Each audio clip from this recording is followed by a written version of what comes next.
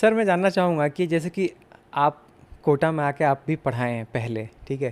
जैसे कि इस बुक में लिखा हुआ है बंसल कोचिंग के बारे में भी बहुत सारी बातें लिखी हुई है। तो सर उस समय कैसा था कोटा? ज़रा मैं जानना चाहूँगा। उस समय मतलब कि कैसा यहाँ पे पढ़ाई होता था जब बंसल सर थे, जब क्लासेस यहाँ पे चलती थी, जब आप लोग पढ़ाते थे यहाँ पे, उस समय का सर कोटा कैसा था? उतना मतलब आज की तारीख में तो इतनी बड़ी इंडस्ट्री बन गई है कि आईआईटीएन हो या कोई दूसरे भी किसी भी अच्छे इंस्टीट्यूट से कोई पढ़ा हुआ व्यक्ति है जो यहाँ आके पढ़ाना चाहता है या मैनेजमेंट में काम करना चाहता है, तो उसके लिए एक एस्टेब्लिश्ड इंडस्ट्री है। इसमें आने में किसी को रिस्क नहीं लगती है कि यार मैं इसको एक फ्यूचर बना सकता हूँ क्या।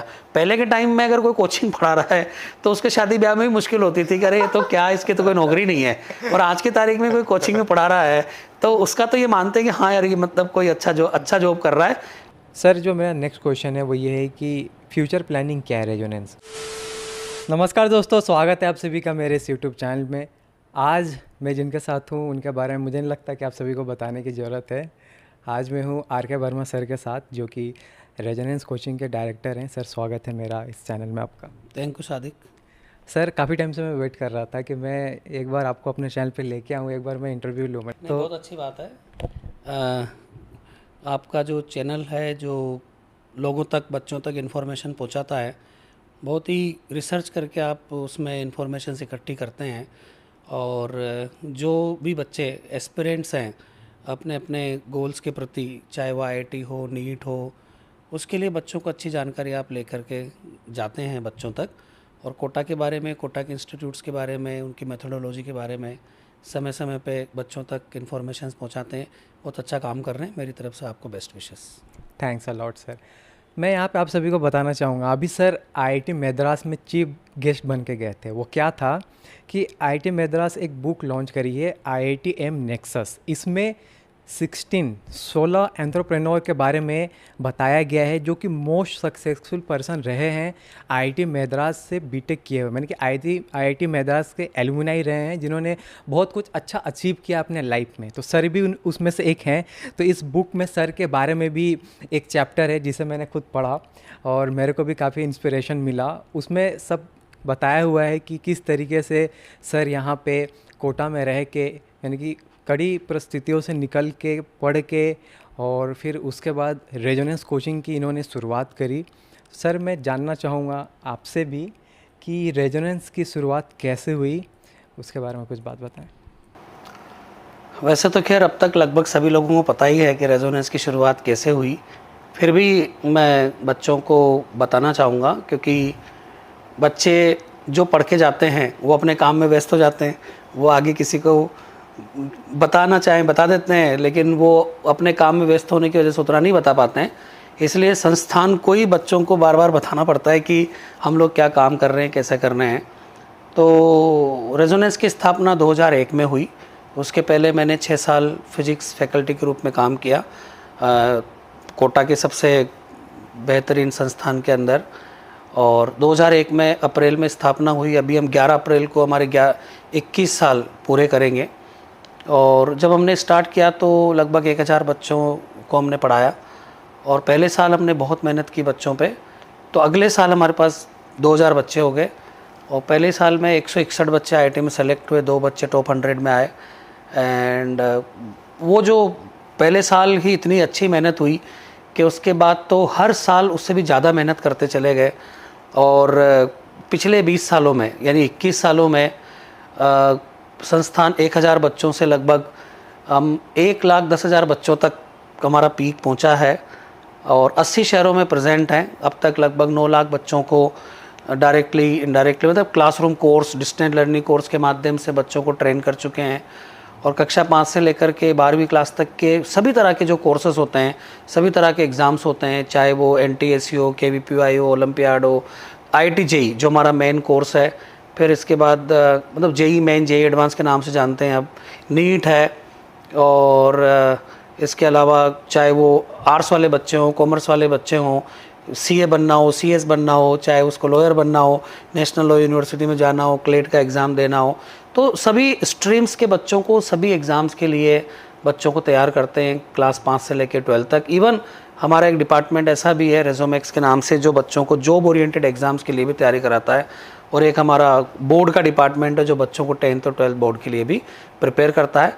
बट इस पिछले 20 सालों में हमने ये सीखा है कि बच्चों को कैसे सिखाया जाए प्रॉपर तरीके से और सिस्टमेटिक तरीके से, ईजी से लेकर के टफेस्ट चीज़ों तक बच्चों को कैसे ले जाया जाए, और एक ऑर्डिनरी बच्चे को भी कैसे एक्स्ट्रा ऑर्डिनरी बनाया जाए, बच्चों को रूट से फ्रूट तक कैसे ले जाया जाए। हम लोगों की कोशिश रहती है कि बच्चे को हम पूरा ग्रूम करें, और उसके जो कॉन्फिडेंस लेवल है, मतलब हमारी सबसे बड़ी अचीवमेंट मैं कहूँगा कि हम बच्चे को जो बिल्कुल ही एक तरह से दूर दराज का भी है, भले अपने लोकल लैंग्वेज में पढ़ाई कर रहा है, और उस बच्चे के अंदर जुनून है, मेहनत करने की उसके अंदर जज्बा है, भले ही वो बहुत सुपर ब्रिलियंट नहीं है, तो भी हम उस बच्चे की उंगली पकड़ के उसको गाइड करके और उसको उसके लक्ष्य तक पहुंचाने में उसको उसके पीछे पूरी तरह जुड़ जाते हैं। और ऐसे ही लगभग 50,000 बच्चे हमारे यहाँ से पढ़ कर के IITs के लिए सेलेक्ट हुए हैं। एग्जैक्ट नंबर 48,826 है, लेकिन 2018 में रिज़ल्ट पूरी तरह देख नहीं पाए बच्चों के, सारे बच्चों का, क्योंकि उसमें 4 इनपुट चाहिए थे। तो मैं मानता हूं कि अगर वो रिज़ल्ट भी हम देखते तो ये संख्या 50,000 जरूर क्रॉस कर जाती, पर जो है हाथ में उसके हिसाब से तो 48,826 बच्चे अब तक जेई एडवांस या IIT जेई कहते हैं उसके लिए सेलेक्ट हुए हैं बच्चे, मतलब IITs के लिए सेलेक्ट हुए हैं।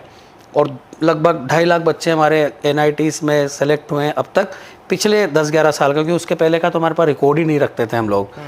तो और बाकी सभी एग्ज़ाम में बच्चे निकले हैं। CA फाइनल में हमारा बच्चा ऑल इंडिया रैंक 1 भी लाया है। CS फाउंडेशन में 3 बार ऑल इंडिया रैंक 1 आई है। जेई मेन में आपको पता है हमारे स्टूडेंट ने कीर्तिमान स्थापित किया था, 360 में 360 नंबर ला करके पहली बार 2017 में। तो रेजोनेंस की जो खूबी अगर मैं एक लाइन में बोलना चाहूँ तो ये है कि बच्चे को रूट से फ्रूट तक ले जाना, ऑर्डिनरी को भी एक्स्ट्रा ऑर्डिनरी बनाना। और ये ऑर्डिनरी से एक्स्ट्रा ऑर्डिनरी वाली बात जो है ये सिर्फ बच्चों पे लागू नहीं होती, मैं हमारे टीम के लिए भी बोलूँगा। हमारे एकेडमिक टीम जो है उसमें भी हम लोग एकदम फ्रेश बच्चों को ला करके उनको ट्रेन करते हैं पढ़ाने के लिए। IIT और NIT से ग्रेजुएट्स को रिक्रूट करके लाते हैं और उनको 9 महीने की ट्रेनिंग देते हैं, और उनको भी मतलब इस फील्ड में एक्सपर्ट बनाते हैं। और हमारे जो नॉन एकेडमिक्स के भी उनको लिए उनको भी इतनी अपॉर्चुनिटीज इतनी उनको सिखाया जाता है कि वो चमक जाते हैं। और मुझे खुशी है इस बात की कि हमने पिछले 20-21 सालों में जितने भी लोग प्रोड्यूस किए, लगभग क्यूमुलेटिव अगर मैं जोड़ूं आज तक का, तो लगभग 7,000 लोग हमारे यहाँ मतलब काम कर चुके हैं। और इनमें कई हज़ारों की संख्या में टीचर्स हैं और हज़ारों की संख्या में नॉन टीचिंग स्टाफ के लोग हैं। और हमारे पास अभी सारे के सारे नहीं हैं, लेकिन जितने भी लोग यहाँ से निकल करके गए हैं, देश की सारी कोचिंग्स, नामी ग्रामी कोचिंग्स, चाहे वो ऑफलाइन हो, ऑनलाइन हो, एडुटेक हो, सबके अंदर वो अपना अपना कंट्रीब्यूशन दे रहे हैं, अच्छी अच्छी पोजीशंस में भी हैं। और मुझे खुशी होती है इस बात की कि ईश्वर ने हमको ऐसा मौका दिया, मुझे ऐसा मौका दिया कि मैं इस बच्चों की ज़िंदगी बनाने वाला जो काम है, इस काम में अपना कुछ कंट्रीब्यूशन, योगदान दे पाया रेजोनेंस के माध्यम से। सर मैं जानना चाहूँगा कि जैसे कि आप कोटा में आके आप भी पढ़ाए हैं पहले, ठीक है, जैसे कि इस बुक में लिखा हुआ बंसल गोजिंग के बारे में भी बहुत सारी बातें लिखी हुई है। तो सर उस समय कैसा था कोटा, ज़रा मैं जानना चाहूँगा। उस समय मतलब कि कैसा यहाँ पे पढ़ाई होता था, जब बंसल सर थे, जब क्लासेस यहाँ पे चलती थी, जब आप लोग पढ़ाते थे यहाँ पे, उस समय का सर कोटा कैसा था? मैं खुशकिस्मत हूँ कि 1995 से ही मैंने यहाँ पे पढ़ाना स्टार्ट किया था। 5 मई 1995 से मेरा IIT की degree BTech electrical and electronics में 94 में कंप्लीट हुआ था, और 1 साल मैंने सिविल सर्विसेज के लिए तैयारी की थी। फिर मैं ऐसे ही सोचा था कि भाई पार्ट टाइम बंसल में पढ़ाता हूँ, और पढ़ाते पढ़ाते मेरी IAS की तैयारी भी करता रहूँगा, कुछ पैसे भी अर्न कर लूँगा तो घर पे भेज दूँगा, मेरा भी काम चल जाएगा, घर वालों पे बोझ नहीं बनूँगा, और थोड़ा पढ़ाने से बोलना सीख जाऊँगा तो मेरा इंटरव्यू भी अच्छा हो जाएगा। इस मकसद से मैंने पढ़ाना स्टार्ट किया था। पर पढ़ाते समय इतना चैलेंजिंग भी लगा काम, और जब पढ़ाने के लिए तैयारी करते थे तो पूरा उसमें खो जाते थे, तो उसके बाद टाइम ही नहीं बचता था कि सिविल सर्विसेज की तैयारी करें। और उस समय मैं अगर अपनी बात करूं तो मैंने कमरा ले रखा था किराए से, खाली कमरे के अंदर मैंने बोर्ड लटका के मैं तैयारी करता था कि कैसे मैं अपना लेक्चर डिलीवर करूंगा। तो इस तरह से हम लोग तैयारी करते थे। आज की तारीख में तो बच्चों के लिए जो नए टीचर आते हैं ट्रेनिंग वाले, उनके लिए पूरा ट्रेनिंग सिस्टम है, हर चीज़ डेवलप्ड है। लेकिन हमारे टाइम पे मतलब मैं खुद उस पूरे फेज़ से गुजरा हूँ, तो कैसे पढ़ाना है, क्या सीक्वेंस होनी चाहिए, क्या कंटेंट होना चाहिए, वो सब खुद से डेवलप करते थे। सब चीज़ इवोल्व हो रही थी। तो जैसे मैंने बताया कि मैं खुद बोर्ड पे प्रैक्टिस करता था पढ़ाने के लिए। उस समय मोबाइल वगैरह नहीं थे, तो नहीं तो मैं फ़ोटो खींच के रखता उस समय के अभी दिखाता, but I use to do that way. फिर कई सारी किताबें और जो मटेरियल होते थे उनको इकट्ठा करके उसमें से छांटते थे। मान लीजिए मुझे कोई भी चैप्टर पढ़ाना है, सपोज़ करो न्यूटन्स लॉ पढ़ाना है, तो मैं सारी किताबों में देखता था कि न्यूटन्स लॉ किस तरह से उन्होंने प्रेजेंट कर रखा है, कैसे। बट न्यूटन्स लॉ का जो मेन नियम है वो तो नियम तो वही है, लेकिन उसकी जो एप्लीकेशन है, क्योंकि आईआईटी तो एप्लीकेशन का एग्ज़ाम है, रूल तो बहुत सारे लोग जानते हैं, लेकिन अलग अलग परिस्थितियों में उसको कैसे कैसे अप्लाई करना है, तो वो चीज़ देखने के लिए कई तरह के सवाल ढूंढते थे, बनाते थे, खुद का दिमाग लगा के। जो किताब में क्वेश्चन होता था उसके अंदर अपनी तरफ से कोई ट्विस्ट डालते थे, क्योंकि बच्चे भी इतने शातिर होते थे, इतने होशियार होते थे कि कई सारी चीज़ें उसकी खुद की देखी हुई होती थी। तो जब तक आप खुद अपना माइंड नहीं लगाते और वो चीज़ को इंटरेस्टिंग नहीं बनाते और बच्चे के लिए वो चीज़ नई नहीं बनाते, तब तक उस बच्चे को ये लगता है कि यार इसमें कोई मेहनत नहीं हुई है। तो हमारे लिए हर चीज़ तैयार करना एक नया काम था, चाहे वो क्लास का लेक्चर हो कि भाई क्या सीक्वेंस में लेना है, कब कौन सा एग्जाम्पल देना है। इसके अलावा बच्चों को स्टडी मटेरियल जो देते हैं शीट के फॉर्म में, जो क्वेश्चन बैंक के किसी हर एक चैप्टर का, प्लस डीपीपीस होता था, तो डीपीपी में कौन से क्वेश्चन डालने चाहिए। और उस ज़माने में तो मतलब बच्चों को शायद पता भी नहीं होगा, हम लोग जो डीपीपी के क्वेश्चन होते हैं, डेली प्रैक्टिस प्रॉब्लम, उस समय इसको बोलते थे बोर्ड प्रॉब्लम्स। और वो बोर्ड प्रॉब्लम ऐसा होता था कि जैसे मान लीजिए आज बच्चे की 3 बजे क्लास होनी है, तो बच्चे 1 घंटा पहले आते थे। मान लीजिए आज फिजिक्स और मैथ्स की क्लास होनी है 3 बजे से, तो बच्चा 2 बजे आके क्लासरूम में बैठेगा और उसको बोर्ड पे फिजिक्स के और मतलब आधे घंटे के लिए फिजिक्स के सवाल करेगा, आधे घंटे के लिए वो मैथ्स के सवाल करेगा। तो इस तरह से उसको क्वेश्चन बोर्ड पे मिलते थे।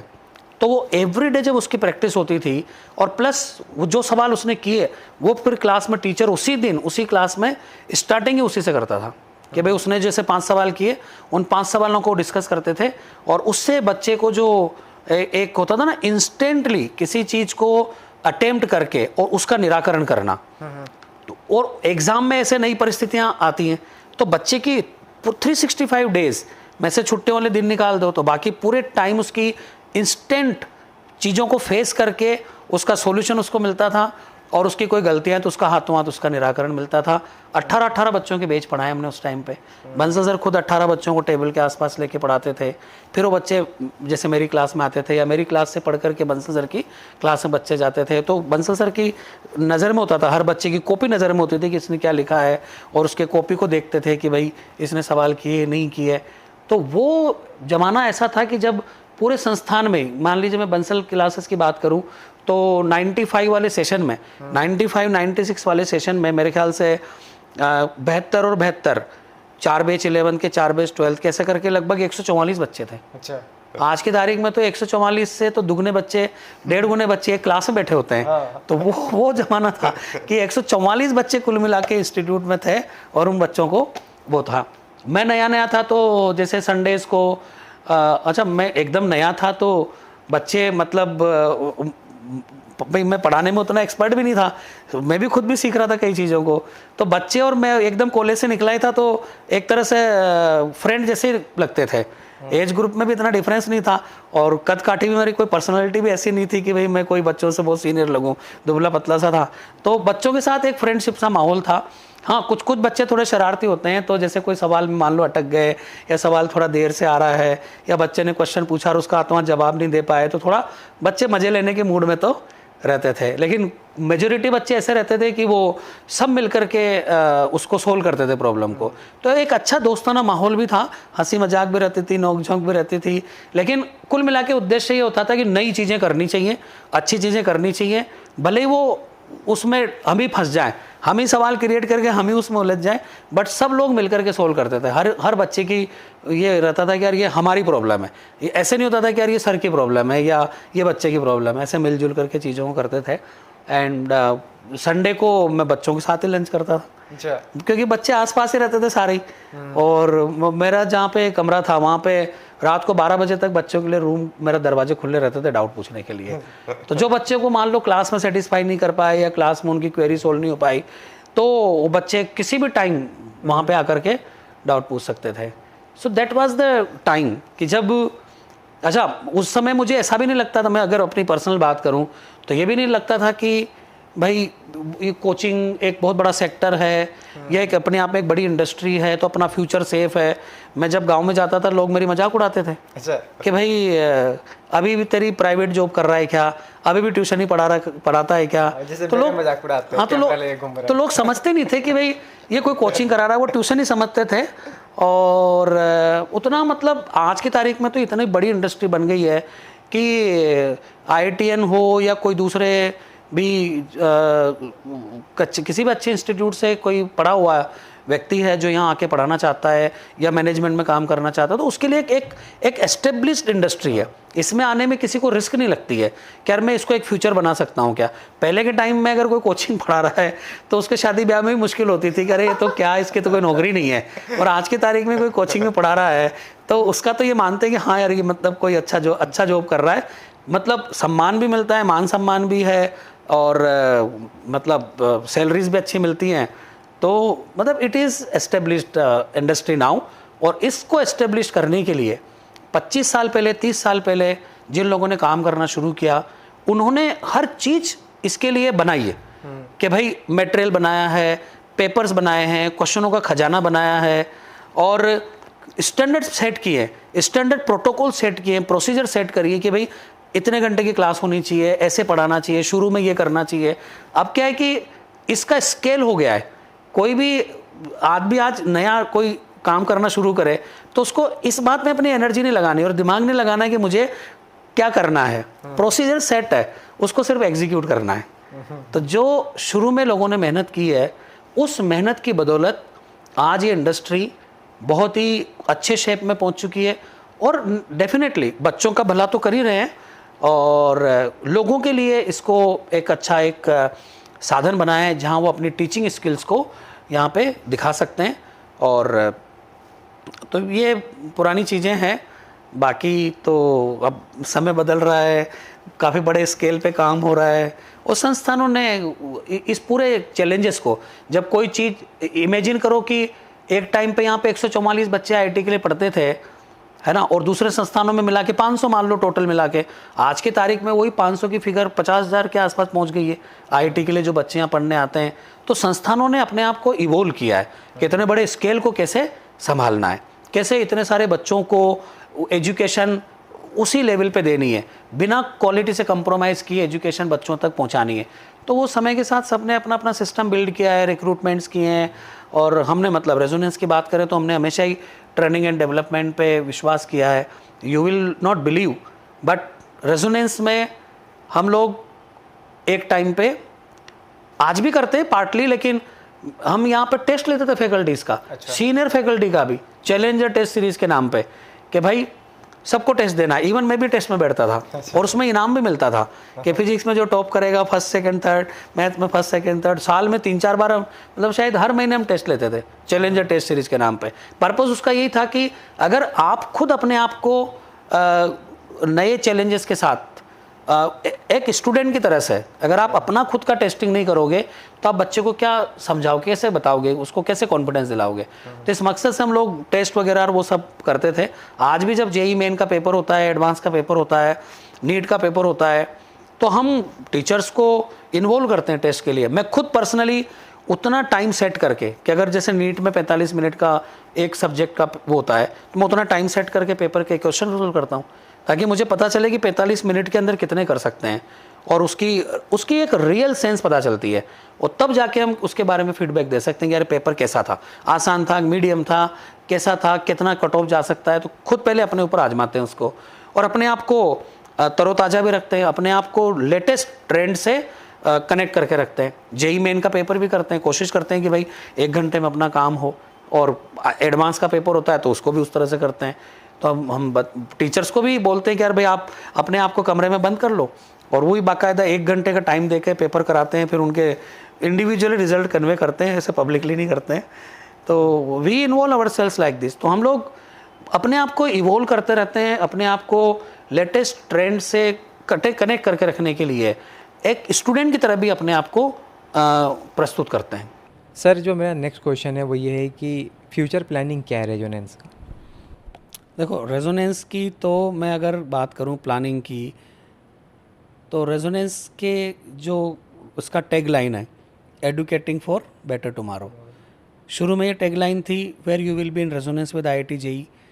हमने जब IIT JEE के अलावा और भी कोर्सेज चालू किए तो हमने उस लाइन को चेंज कर दिया, एडुकेटिंग फॉर बेटर टुमारो। तो इसी थीम पे हम लोग पास्ट में भी हमने काम किया, फ्यूचर में भी इसी थीम पे काम करेंगे। जैसे अभी ऑफलाइन तक सिस्टम रहा है, कोविड ने सबको ऑनलाइन में इंट्रोड्यूस कर दिया, चाहे फोर्सफुली किया हो। तो अब आने वाले टाइम में जो नई चीज़ें हैं, वो नई चीज़ तो मेरे ख्याल से कोर्सेज़ के मामले में तो हम ऑलरेडी, हमारे पास सारे कोर्सेज़ हैं। 5वीं से लेकर 12वीं तक की हर क्लास के बच्चे के लिए हर प्रकार का कोर्स हमारे पास मौजूद है। जो चीज़ हमें नई चीज़ करनी होगी वो तो यही है कि कैसे इन चीज़ों को ज़्यादा से ज़्यादा बच्चों तक ले जाया जाए। जो बच्चा मान लो यहाँ नहीं आ सकता है, क्लास में नहीं आ सकता है, तो जो डिलीवरी मैकेनिज़्म है,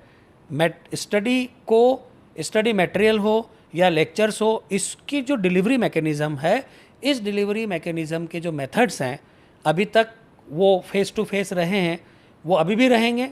लेकिन इसको ज़्यादा से ज़्यादा बच्चों तक ले जाने के लिए जो भी रिक्वायरमेंट्स हैं, चाहे वो रिकॉर्डेड लेक्चर के माध्यम से हो, चाहे वो लाइव लेक्चर्स के माध्यम से हो, उसकी हम बहुत अच्छे से अच्छी चीज़ें खोज करेंगे और बच्चों तक पहुंचाएंगे, ताकि कॉस्ट इफ़ेक्टिव भी हो और अधिक से अधिक बच्चे इसमें शामिल होकर इसका एडवांटेज ले सकें। Right sir. और सर ये जो बुक है IITM नेक्सस, IIT मद्रास द्वारा, जहां आप यानी कि चीफ गेस्ट बन के गए भी थे, सर इसके बारे में बताइए ज़रा आप, मैंने कैसा रहा था वहाँ पे जाना? तो मैं इसमें फ़ोटो दिखा रहा हूँ बच्चों को और पेरेंट्स को, जो भी इसको देखना चाहते हैं।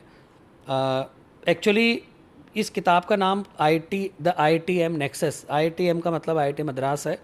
और जैसा कि इसमें देख रहे हैं कि 16 लोगों के इसमें फ़ोटो छपे हुए हैं और इस किताब के अंदर 16 चैप्टर्स हैं। इन 16 चैप्टर्स हैं उन लोगों के जिन्होंने IIT मद्रास से BTech किया और उसके बाद में उन्होंने अपनी डिफरेंट जो जर्नी होती है, आदमी कहीं काम करता है, फिर अपना काम स्टार्ट करता है और फिर उसको ऊंचाइयों पे पहुंचाता है। तो 16 लोगों ने अपनी जो एंटरप्रेन्योर की जो जर्नी है, उस जर्नी के बारे में इसमें लिखा हुआ है। तो मैं सौभाग्यशाली हूँ कि मैं भी इन 16 में से एक हूँ। 62 साल की हिस्ट्री में IIT मद्रास ने 50,000 IITian निकाले हैं और इनमें से 16 लोगों को इसके अंदर एक सक्सेसफुल एंटरप्रेन्योर के लिए जगह दी है। तो पहली बात तो ये है कि मैं IIT मद्रास को भी इसके लिए बहुत बहुत धन्यवाद देता हूँ कि उन्होंने मुझे इसके लिए चुना। IIT मद्रास का जो रिसर्च पार्क है, उसके मार्गदर्शन में सारी चीज़ बनी है, किताब बनी है। जिन्होंने इस किताब को लिखा, 2 बच्चे जो वहाँ पढ़ रहे हैं, उनको मैं धन्यवाद देता हूँ। और डॉक्टर श्रीकांत सुंदर राजन है, जो खुद एंटरप्रेन्योर रहे हैं, IIT में प्रोफेसर भी रहे हैं, उनका इसमें एक्टिव रोल रहा है, उनको भी मैं धन्यवाद देता हूँ। प्रोफेसर अशोक झुनझुनवाला जो IITM रिसर्च पार्क के प्रेसिडेंट है, उनको भी मैं धन्यवाद देता हूँ। उन्होंने एक एक जने के बारे में इसमें 3-4 लाइनें लिखी हैं। और उस समय के जो IIT मद्रास के डायरेक्टर थे डॉक्टर भास्कर राममूर्ति, उन्होंने भी इसमें किताब के बारे में लिखा है, मैं उनको भी बहुत बहुत धन्यवाद देता हूँ। तो ये तो इनके बारे में है। इस किताब के माध्यम से मैं एक और चीज़ बोलूँगा लास्ट में। पहले किताब के बारे में बोलता हूँ। इस किताब में हर एक एंटरप्रेन्योर के बारे में कि कैसे, मतलब IIT मद्रास तक पहुँचना तो एक बात हो गई है ना, वहाँ का संघर्ष तो अपना अलग है, लेकिन उसके बाद उन्होंने निकल के कैसे उन्होंने अपनी एंटरप्रेन्योर की जर्नी की और कैसे उनके काम से सोसाइटी को बेनिफिट हुआ है, वो सब इसमें उन्होंने लिया है। और मुझे शायद इसीलिए इसमें सेलेक्ट किया गया होगा कि एजुकेशन एक बहुत ही इम्पोर्टेंट सेक्टर है किसी भी देश की उन्नति के लिए, और ख़ासतौर से हमारे भारत देश के लिए तो, क्योंकि डेवलपिंग कंट्री है, इसको डेवलप्ड कंट्री बनना है और उसमें एजुकेशन का एक बहुत बड़ा रोल हो सकता है। और हमारे रेजोनेंस के माध्यम से हमने लाखों बच्चों को अच्छे कॉलेजेस में उनको प्लेस कराया, मतलब उनमें सिलेक्शन कराया, चाहे वो इंजीनियरिंग कॉलेज हो, IITs हो, NITs हो, मेडिकल के हों। तो उस कंट्रीब्यूशन को देख करके मुझे इसमें स्थान मिला, तो इसके लिए मैं खुद बहुत गौरवान्वित, मतलब बहुत मोटिवेटेड महसूस करता हूँ। लेकिन मोटिवेटेड के साथ साथ ज़्यादा रिस्पॉन्सिबल भी महसूस करता हूँ कि जो मैंने और मेरी टीम ने काम किया, उससे और ज़्यादा अच्छा काम फ्यूचर में करेंगे हम लोग। इस हिसाब से हमको इसके लिए मोटिवेशन मिलता है। और मैं कोटा को भी धन्यवाद देना चाहूँगा, क्योंकि ये कोटा की मेथोडोलॉजी है और जो बंसल सर ने 1900 मतलब 25-30 साल पहले जो पाइनियर मेथोडोलॉजी आईआईटी के लिए बनाई, उसको हमने उसको हमने भी उसी चीज़ को एडोप्ट किया, हमारी तरफ से कुछ और वैल्यू एडिशंस की है। तो जो कोटा की मेथोडोलॉजी है उसको हम अच्छे से एग्जीक्यूट कर पाए कोटा में, देश के अंदर, जिसकी वजह से इतने हज़ारों की संख्या में बच्चे सेलेक्ट हुए। तो जो जो रेजोनेंस का कंट्रीब्यूशन रहा इसके अंदर, वो कंट्रीब्यूशन हम कहीं ना कहीं कोटा मेथोडोलॉजी के माध्यम से ही ले पाए। तो कोटा मेथोडोलॉजी को, कोटा के एनवायरनमेंट को, कि जो बच्चों को सफल बनाने के लिए उनके जुनून को एक तरह से 10 गुना कर देता है। यहाँ आने के बाद बच्चे के अंदर एक तो जब वो वहाँ से यहाँ चलता है तो उसका एक कमिटमेंट होता है, लेकिन यहाँ पहुँचने के बाद उसका जुनून और बढ़ जाता है और उसके सेलेक्ट होने के चांसेस और बढ़ जाते हैं। तो ये कोटा के एनवायरनमेंट में कुछ खास बात है, जिन्होंने हमें ये अचीवमेंट्स प्राप्त करने में मदद की। तो पूरे कोटा को भी मैं इसके लिए धन्यवाद देता हूँ। जब मैं इस किताब के उद्घाटन के लिए गया, इसके लॉन्चिंग के लिए गया, तो जब हमारे ही प्रोफेसर्स के बीच में बैठ करके, हमारे वर्तमान आईआईटी के डायरेक्टर के साथ बैठ करके, उनके बगल में बैठ करके इस किताब का लॉन्च हुआ, तो वो क्षण बहुत ही मोटिवेटिंग था, इमोशनल भी था। लेकिन एक बात ने मुझे और ज़्यादा मतलब मोटिवेट किया, इंस्पायर किया, कि जो हमारे वहाँ के जो प्रोफेसर साहब हैं, आईआईटी मद्रास रिसर्च पार्क के जो प्रेसिडेंट हैं प्रोफेसर अशोक झुनझुनवाला, 69 ईयर की एज है उनकी, लेकिन आज भी वो पढ़ाते भी हैं और फुल एनर्जी के साथ सुबह से शाम तक मतलब लगे रहते हैं। आईआईटी मद्रास रिसर्च पार्क, मैं इस चैनल के माध्यम से कहना चाहता हूँ कि जो भी बच्चा अपना स्टार्टअप करना चाहता है, अपना कोई नया आइडिया के साथ कंपनी खोलना चाहता है, उसके लिए आईआईटी मद्रास रिसर्च पार्क में प्रोफेसर साहब ने मुझे बोला कि आप जाके अपने बच्चों को बताना। तो मैं उनके माध्यम, इस चैनल के माध्यम से उनकी बात को कम्युनिकेट कर रहा हूँ कि चाहे कोई बच्चा आईआईटी से पढ़ा हुआ हो या नहीं हो, चाहे वो एनआईटी से पढ़ा हो, चाहे वो साधारण कॉलेज से पढ़ा हो, लेकिन अगर उसके पास आइडिया है, उसके पास काम करने का जुनून है, उसके पास एनर्जी है, भले उसके पास संसाधन नहीं हो, उसके पास रिसोर्सेज नहीं हो, आईआईटी मद्रास रिसर्च पार्क में वो जाए और वहाँ जाकर के प्रोफेसर साहब से मिले। उसको वहाँ पे ऑफिस स्पेस मिलेगा, उसको वहाँ पे संसाधन मिलेंगे, उसको वहाँ पे टीम मिलेगी, उसको कंप्यूटर मिलेगा, बैंडविड्थ मिलेगी काम करने के लिए, और ज़रूरत पड़ेगी तो उसको वहाँ पे पैसे भी मिलेंगे काम करने के लिए, और वो अपने आइडिया को वहाँ पे विकसित करे।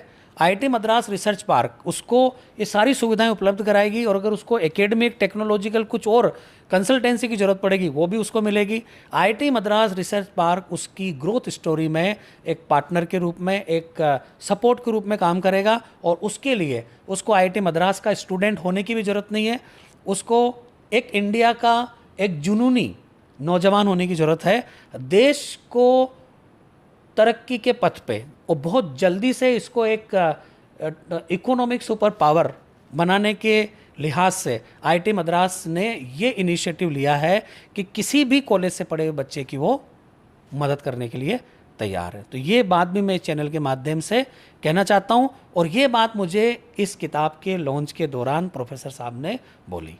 तो इसके लिए भी मैं आईआईटी मद्रास रिसर्च पार्क को बहुत बहुत धन्यवाद देता हूँ, और बच्चों को कहता हूँ कि वो मोटिवेटेड फील करें, रिसोर्सेज की कमी उनको कहीं महसूस नहीं होगी। सर, जो कि जेई मेंस और जेई एडवांस का डेट आ चुका है, तो अब स्टूडेंट्स के लिए क्या नया कोर्स या ऐसा कुछ लेके आ रहे हैं, क्या कर रहे हैं, उनके लिए क्या प्लान्स है?